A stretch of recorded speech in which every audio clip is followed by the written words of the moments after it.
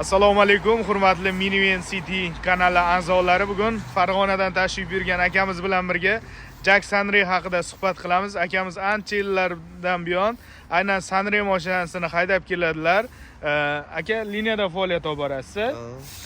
Liniyada faoliyat olib borib, xalqimizga xizmat ko'rsatib kelyaptilar mana shu Jack Sunray avtomobilida azizlar. Aka bu mashina qarang 2026-yil restyling qilingan variant deyapmiz-ku. Buni farqi asosan endi oldingilari qo'sh balon bo'lgan, hozirgisini yakka balon deyapmiz. Ko'pchilik akalarimiz bu yakka balonli unchalik yaxshi emas, qo'sh balon zo'r deyishyapti-da. Lekin aka endi restyling degan narsani bilasiz o'zingiz aka. Restyling bu aka yangilanish bu. Har yildan yilga qanaqa texnika bo'lsa ham qanaqadir o'zgarish kiritib, yangilanib boradi azizlar. Endi aka buni asosan yaxshi taraflari qanaqa buni? Yaxshi taraflari mashina ancha yengilroq, orqasida o'sha supportli, tormoz sistemasi ancha qulay, ya'ni mashinaning to'xtalishi ancha oson.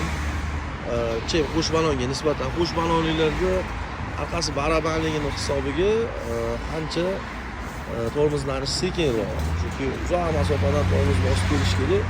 Bunda zo'r ekan, misol ABS sistema ekan, ABS sistemalar zo'r ishlaydi ekan, chunki orqasi baraban emas, nima bo'lganligini hisobiga, supportli bo'lganligini hisobiga, hisobiga nimasi zo'r, tormoz berishi zo'r bo'lar ekan.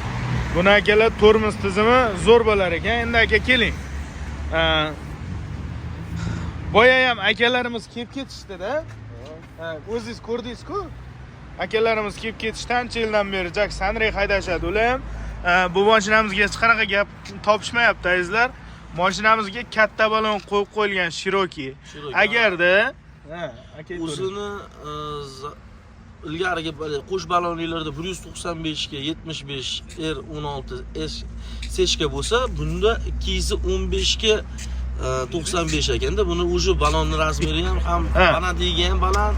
215 ga 75 16 lik R16 razmerli balonlar. Agar ana qiladi o'ynaydi deyotgan bo'lsangizlar, buni 235 ga 70 16 sidan qo'ysalar aka, hech qanaqa o'ynash boshqa narsa bo'lmas ekan. Ham 230 ga 70 R16 razmerli balonni qo'yganinglarda u yog'iga yoki bu yog'iga tegib qolmas ekan mashinani azizlar. Endi ko'pchilik akalarimiz tavsiya so'rashyapti-da shu narsa bo'yicha. Mashinalarimiz endi 2026-yil restyling variantlari 16 ta o'rindiqli bo'lib chiqyapti aka. 16 talik bu. Bu ham qanaqadir darajada qulayligi bor-da. Nimaga desa, oldin boyagi o'rindiqlari ko'tarib qo'yiladigan pashti detskiy o'rindiq edi-da. Kichkina o'rindiq edi. Bunda yo'lovchi aka bemalol keta olmasdi. Hozir bunda viloyatlar aro bo'ladimi, boshqa joyga bo'ladimi, bemalol aka keta oladi. O'ziga yarasha komfort beradi. Ichkarisida aka har bitta o'rindiq uchun alohida bemalol ancha salon kengroq bo'lganda, notaligini hisobiga. Lekin eskilarda vaqtda podsetkalari bo'lmaydi ekan, bunda bor ekan. Oldidagi oyoqda edi, mana bu yerda podsetkalari yo'q eskilarda. Eskilarda mobetlari ham boshqacha jindi. Oyoq qo'yib chiqadigan joylar mobetlar kengroq ekan. Ularda ancha torroq, mana kichkinaroq, bunda ancha kengroq. Ancha udobniy qilib ishlangan-da.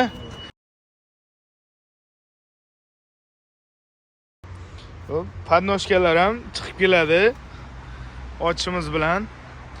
Salon anchagina keng azizlar oldingidan.